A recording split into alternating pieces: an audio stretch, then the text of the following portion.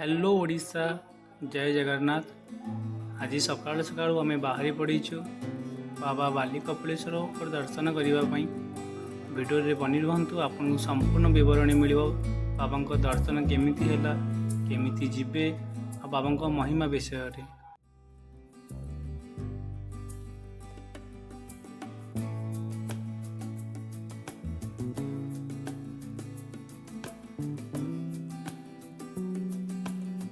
जदि पुरी पटू आसुँच, पुरी ठार प्राय 15 किलोमीटर दूर में एक अति अद्भुत स्थान एवं शिवधाम नाम परिचित बाबांकर यही पीठ, जहाँ आम समस्ते बाली कपिलेश्वर नाम जाचु। सकाळु सकाळु पुरी ठार बाबा दर्शन करने आपण पुरी कोणार्क रोड रे गला बेले रास्ता धार प्राकृतिक सौंदर्य सहित पक्षी मानकर शब्द एवं माटीर गंध आपन को एक शांतिमय भाव प्रदान करिवो।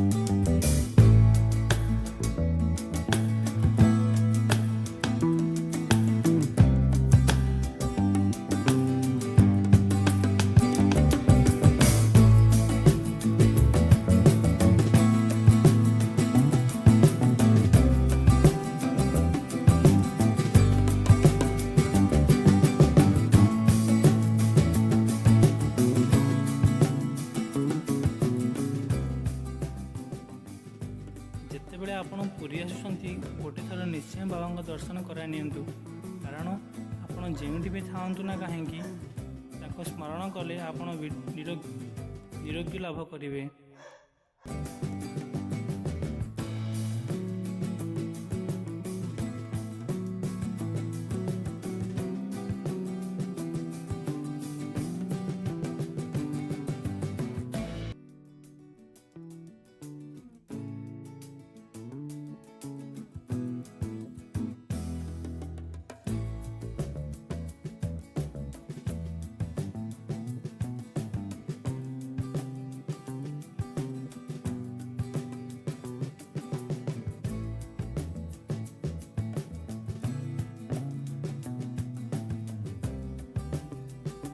एठाक आसी भगवान दर्शन सहित प्रकृति सुंदर परिवेश को खूब उपभोग करती।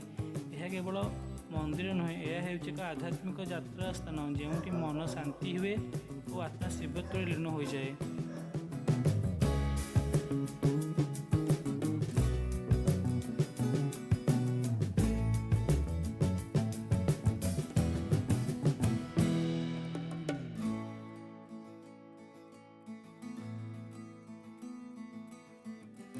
आसतु प्रथमे जानिबा बाली कपिलेश्वर नामर महिमा।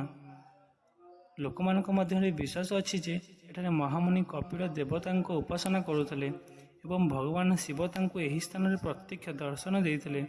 सेही ठारु एही स्थानटीर नाम कपिलेश्वर अर्थात कपिल ऋषिंकर ईश्वर एवं जेहेतु कपिलेश्वर महादेव बाली बंतारे अवस्थित अछंती, तेणु यार नाम बाली कपिलेश्वर नाम रखा जाय अछि।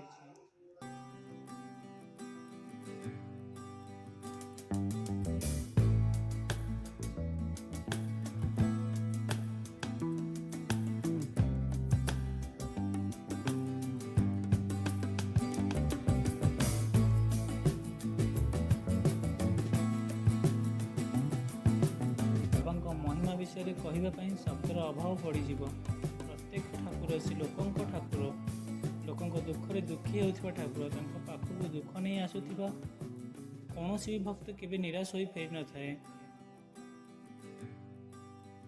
ଆପଣଙ୍କୁ କହି ରଖିବାକୁ ଚାହେଁ, ବାବା କପିଳେଶ୍ୱର ହାଡ଼ ରୋଗର ଡାକ୍ତର ଭାବେ ମଧ୍ୟ ପରିଚିତ। ଅର୍ଥାତ୍ ଯେଉଁଠି ଆଜିକାଲିର ଟେକ୍ନୋଲୋଜି ବିଜ୍ଞାନ ହାର ମାନିଯାଏ ହାଡ଼ ଭଙ୍ଗା ରୋଗ ଠିକ୍ କରିବା ପାଇଁ, ସାଧାରଣ ମଣିଷଟିଏ ବାବାଙ୍କ ପାଖକୁ ଦୌଡ଼ି ଆସେ ତା'ର ରୋଗର ଉପଚାର କରିବା ପାଇଁ। ଆପଣ ପ୍ରତିବର୍ଷ ଶିବରାତ୍ରି ଓ କାର୍ତ୍ତିକ ପୂର୍ଣ୍ଣିମାରେ ଏଠାରେ ମହାମେଳା ଲାଗେ। ଏହି ସ୍ଥାନରେ ଦୂର ଦୂରାନ୍ତରରୁ ଭକ୍ତମାନେ ଆସି ବାବାଙ୍କ ଦର୍ଶନ କରନ୍ତି ଏବଂ ଭକ୍ତିର ଆଲୋକରେ ସମଗ୍ର ପରିସର ଉଜ୍ଜ୍ୱଳ ହୋଇଯାଏ।